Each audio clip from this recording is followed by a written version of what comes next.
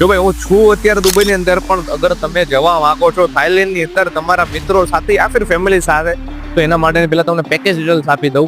તો થાઈલેન્ડના પેકેજની અંદર 2 પેકેજ આવતા હોય છે, એક તો ફુકેટ અને ક્રાબી માટેનું. એ અગર તમે કપલમાં જવા માંગો છો, ફેમિલી સાથે જવા માંગો છો, તો બેસ્ટ ઓપ્શન છે ફુકેટ અને ક્રાબી.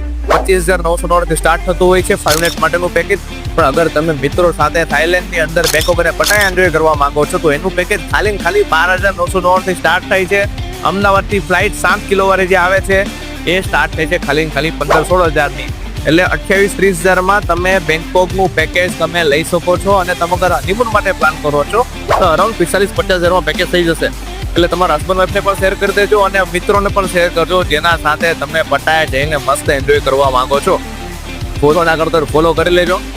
દુબઈના પેકેજ પણ અવેલેબલ છે, થાઈલેન્ડના પેકેજ પણ અવેલેબલ છે, સિંગાપુરના, મલેશિયાના બધા પેકેજ અવેલેબલ છે. ખાલી કોલ કરી દેવાનો ક્યાં? એડવાન્સ હોલિડેઝમાં.